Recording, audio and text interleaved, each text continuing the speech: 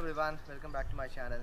So இன்னைக்கு நம்ம இந்தியாவோட மோஸ்ட் ஆன்டிசிபேட்டட் அதே நேரத்தில் கான்ட்ரவர்ஷியலான ஒரு எலக்ட்ரிக் வெஹிக்கிளோட ரிவ்யூ பார்க்க போகிறோம். ஏன் எலக்ட்ரிக் வெஹிக்கிள் ரிவ்யூனா உங்களுக்கே தெரியும் பெட்ரோல் ப்ரைஸ் எவ்வளோ இன்க்ரீஸ் ஆகிட்டு நாளுக்கு நாள். கடைசி 4 டேஸில் ₹4 இன்க்ரீஸ் ஆகிருக்கு. 100 மேலே இருக்குது பெட்ரோல். ஃப்யூச்சர் எலக்ட்ரிக் தான். நானும் ஒரு எலக்ட்ரிக் வண்டி வாங்கினான்னு ஒரு இதில் இருந்தேன். ஸோ அதனால் நிறைய ரிசர்ச் பண்ணேன். ஸோ அந்த ரிசர்ச் நான் பண்ண ரிசர்ச் நான் உங்களுக்கு ஒரு ரிவ்யூவாக இப்போ காட்ட போகிறேன். இன்றைக்கி நம்ம பார்க்க போகிற வண்டி ஓலா எலக்ட்ரிக். இந்த வண்டி ஃபர்ஸ்ட் பார்த்தோன்னே இந்த டிசைன் தான் ஸ்ட்ரைக்கிங்காக டிஃப்ரெண்ட்டாக இருக்குது. ஏன்னா ரொம்ப மினிமலிஸ்டிக்காக ஒரு யூரோப்பியனாக இருக்குது. வெஸ்பா ஞாபகம் இருக்குது எனக்கு. ஸோ ரொம்ப கட்ஸ் அண்ட் க்ரீஸ் இல்லாமல் ஒரு மாதிரி சிம்பிளாக டிசைன் வச்சுருக்காங்க. இந்த சேனலை ஃபர்ஸ்ட் டைம் பார்க்குறீங்கன்னா ப்ளீஸ் சப்ஸ்கிரைப் பண்ணுங்கள். வீடியோ பிடிச்சிருந்துச்சுன்னா லைக் பண்ணுங்கள்.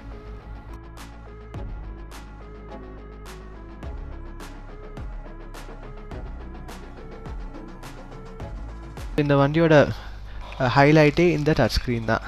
ஸோ யூஸ்வலாக லைக் எல்லாமே இந்த வண்டியோட என்னென்ன ஃபங்க்ஷன் இருக்கோ எல்லாமே இந்த டச் ஸ்க்ரீன் மூலியமாக தான் நீங்கள் பண்ணணும். யூஸ்வலாக நீங்கள் பார்க்குற charge information, speedometer, so basic இன்ஃபோலாம் இருக்குது. இதை தவிர நிறைய ப்ராமிஸ் ஆகிருந்துச்சு. Geo fencing, voice control, map, அந்த மாதிரி நிறைய ப்ராமிஸ். பட் எந்த ஃபீச்சரும் இப்போதைக்கு எதுவும் இல்லை.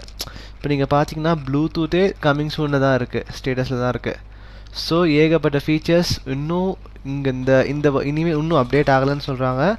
ஓடிஏ அப்டேட்ஸில் இன் 6 to 7 months சிஇஓ ஒரு ப்ரெஸ் ரிலீஸ் என்ன சொல்லியிருக்காருன்னா 6 to 7 months நாங்கள் என்னென்ன ஃபீச்சர்ஸ் ப்ராமிஸ் பண்ணமோ எல்லாமே ஓடிஏ அப்டேட்ஸில் வந்துடும்னு சொல்லியிருக்காரு. இன்னொரு மேஜர் ட்ராபேக் என்னென்னா நீங்கள் இந்த போர்டு பாருங்கள், இது ஃப்ளாட்டாக இல்லை.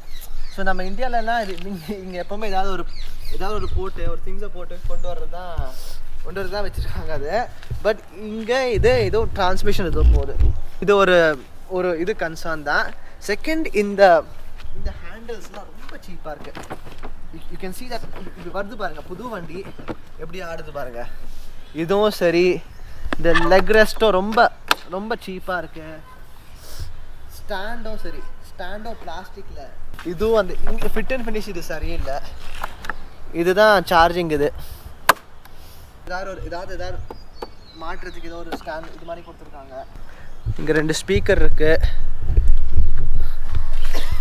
2லேயும் அலாய் வீல்ஸ் வித் டிஸ்க்கு. இன்னொரு ஸ்ட்ரைக்கிங் ஃபீச்சர் என்னென்னா இந்த சீட்டு. நான் இந்த வண்டி 2 நாள் வச்சுருந்தேன். ஓட்டுறதுக்கு இட்ஸ் கம்ஃபர்ட், நான் ரிவ்யூவில் சொல்கிறேன். பட் பேசஞ்சர் பின்னாடி உட்காரவங்க, எங்கள் அம்மாவும் சரி, லேடிஸ், பசங்க நிறைய பேர் உட்காந்தாங்க. எல்லாரும் சொன்னது தான் ரொம்ப கம்ஃபர்ட்டாக இருக்குது. ஏன்னா நம்ம யூஸ்வலாக வண்டி எப்படி இருக்கும், ஒரு சீட் ஓரளவுக்கு ஒரு தின்னதாக இருக்கும். நான் எஃப்சி ஓட்டியிருக்கேன், எஃப்சி வச்சுருந்தேன், ஜிக்ஸர் இப்போது கரண்ட்டாக வச்சுருக்கேன். அங்கெல்லாம் சின்னதாக இருக்கும். இங்கே பாருங்கள் எவ்வளோ பெருசாக இருக்குன்னு. அதனால் பேசஞ்சர் கம்ஃபர்ட் இந்த வெஹிக்கிளில் ரொம்ப அதிகம். ஸோ இப்போ இந்த வண்டி எப்படி அன்லாக் பண்ணுறது நான் காட்டுறேன். வண்டியில் கீ ஸ்டாப்லாம் எதுவும் கிடையாது. ஸோ பிரேக்கை பிடிச்சிட்டு பவர் பட்டன் ஒன் ப்ரெஸ் பண்ணோம். ஸோ நம்ம ஃபோன் அன்லாக் பண்ணுற மாதிரி. அப்புறம் பாஸ்கோட். That's it. இப்போ இந்த பைக் பார்க் மோடில் இருக்குது. ஸோ பீ காட்டுதில் பார்க் மோட். இப்போ நீங்கள் இன்னும் ஓட்ட முடியாது. ட்ரைவ் மோட்னா பிரேக் அமுக்கிட்டு ஒரு வாட்டி பவர் பட்டன் அமுக்குனா 0 கிலோமீட்டர் இது வந்துடும். ஸோ இப்போ நீங்கள் ட்ரைவ் பண்ணலாம். பூட் அன்லாக் பண்ணுறதாலும் எல்லாமே இந்த ஸ்க்ரீனில் தான் இருக்குது. ஸோ நீங்கள் பூட் அன்லாக் பண்ணோன்னா இங்கே ஸ்க்ரீனில் இங்கே சீட் ஒரு ஆப்ஷன் இருக்கும். கிளிக் பண்ணால் ஸோ அன்லாக். ஸோ நான் இருங்க ஸ்டாண்ட் போடுறேன். அன்லாக் ஆகிடுச்சு. ஓகே. இவ்வளோ பெரிய 30 liters கெப்பாசிட்டி. 2 சின்ன ஹெல்மெட் வைக்கலாம். இது அந்த சார்ஜிங் கேபிள் 5 amp சார்ஜிங். இப்போ நீங்கள் வீட்டில் ப்ளக் பண்ணி சார்ஜ் பண்ணுறது ரெகுலர் சார்ஜிங் கேபிள் ப்ளஸ் ஒரு பெரிய ஹெல்மெட் வைக்கிற அளவுக்கு ஸ்பேஸ் இருக்குது. 30 liters ஸ்பேஸ்.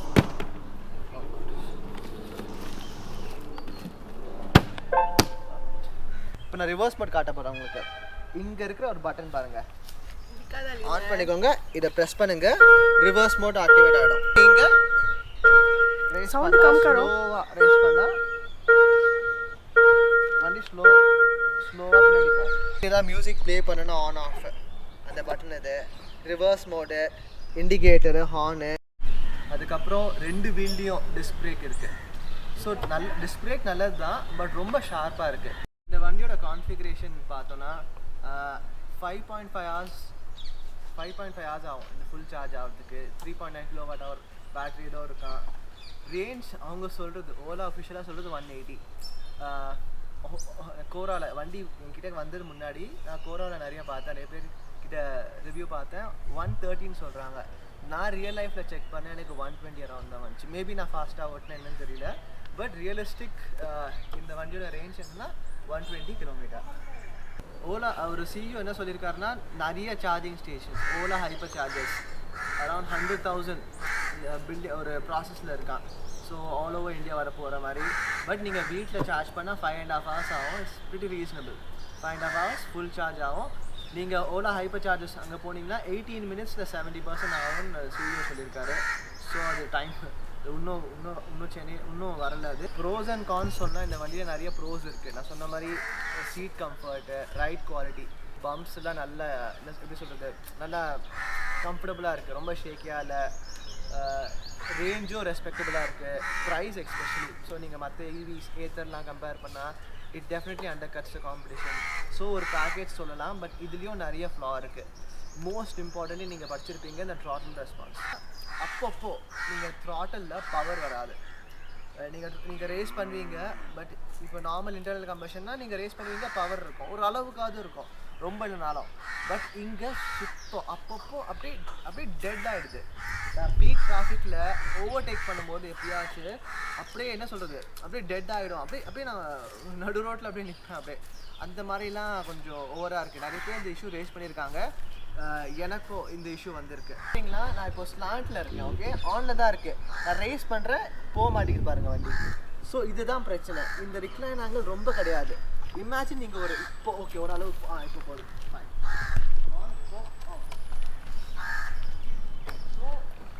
ஸோ இது பரவாயில்ல. இந்த ரிக்ளைன் ரொம்ப நார்மலான ரிக்ளைன். இங்கே ஒரு இப்போ நான் வீட்டில் நான் பார்க் பண்ணுறேன், ரொம்ப கஷ்டப்பட்டேன். ஏன்னா அப்பப்போ அந்த என்ன சொல்கிறது, அந்த ரொம்ப லீனியராகவே இல்லை த்ராட்டில் ரெஸ்பான்ஸ். இது ஏன் எங்களுக்கு புரியல. கோராலாம் செக் பண்ணேன், பட் எல்லாரும் ஓலா எலக்ட்ரிக் வண்டினாலே புவர் த்ராட்டில் ரெஸ்பான்ஸ் சொல்கிறாங்க. செகண்ட் என்ன கன்சர்ன்னா, ஓலாவோட மெயின்டெனன்ஸ் கொஞ்சம் ரேடிக்கலாக இருக்குது. இப்போ இங்கே ஷோரூம்லாம் பெருசாக எதுவும் இல்லை. நீங்கள் மெயின்டெனன்ஸ் பண்ணணுன்னா நீங்கள் ஓலா கால் பண்ணி அவங்களே வந்து இந்த வண்டியை ரிப்பேர் மெயின்டெனன்ஸ் பண்ணுவாங்க. இன்னொன்றும் சிஇஓ சொல்லியிருக்காரு, ப்ரிடிக்டிவ் மெயின்டெனன்ஸ் ஏதோ அல்காரிதம் இருக்கான். ஸோ ஓலா இந்த வண்டியே ஏதாவது மெயின்டெனன்ஸ் தேவைப்பட்டுச்சுன்னா அது ஓலாவுக்கு இன்ஃபார்ம் பண்ணணும் அப்படின்னு சொல்லியிருக்காரு. ஸோ டெஸ்லா ரேஞ்சு சொல்கிறாரு, எந்த அளவுக்கு டெலிவர் பண்ணுவாருன்னு பார்ப்போம். Coming to the most important thing, நீங்கள் ரீசெண்டாக கேள்விப்பட்டிருப்பீங்க ஒரு பார்க் பண்ணியிருந்த ஓலா வெஹிக்கிள் திடீர்னு ஏரிய ஆரம்பிச்சிச்சுன்னு. இது நார்த் இந்தியாவில் நடந்துச்சு.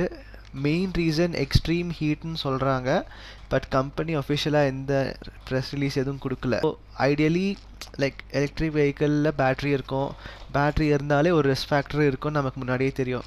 நம்ம சாம்சங் ஃபோன்ஸில் பார்த்துருக்கோம், நிறைய ரெட்மி எம்ஐ ஃபோன்ஸும் சில அப்பப்போ நியூஸில் படிச்சிருப்போம். அது எவ்வளோ ட்ரூன்னு சொல்ல முடியாது. But any electronic item with battery there is a small risk factor. So அதுக்கு நீங்கள் என்ன பண்ணலான்னா, சம்மரில் ஈவி யூஸ் பண்ணும்போது கொஞ்சம் கேர்ஃபுல்லாக இருக்கிறது நல்லது.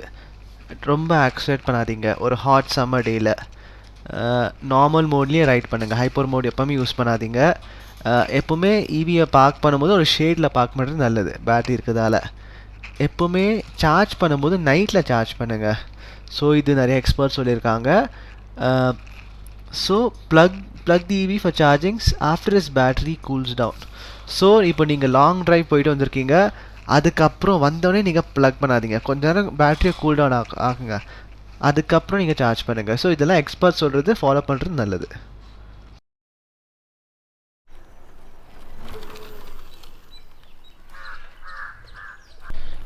ஸோ ரைட் குவாலிட்டி, ஸோ என்னை பொறுத்த வரைக்கும் இட்ஸ் அபவ் ஆவரேஜ். ரொம்ப சூப்பரில் above average. Rear passengers obviously அந்த சீட்டால் அவங்க ரொம்ப இன்னும் கம்ஃபர்டபுளாக ஃபீல் பண்ணுறாங்க.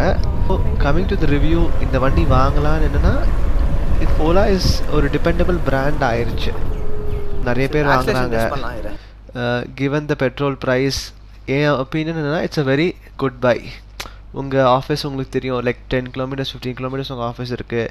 ஸோ டெய்லி ட்ரைவ் 30 கிலோமீட்டர்ஸ்னால் லைக் ஒரு டெய்லி ஆஃபீஸ் ட்ரைவ்க்கு நீங்கள் தாராளமாக இந்த வண்டி வாங்கலாம். ஸோ நானும் இந்த வண்டி வாங்கலான்னு ஒரு டிசிஷன் எடுத்திருக்கேன். இப்போ தான் நார்மல் மோட்டில் 40 பேருக்கு 50 52. Okay, road has ended. Okay, oscillation is perfect, பரவாயில்ல.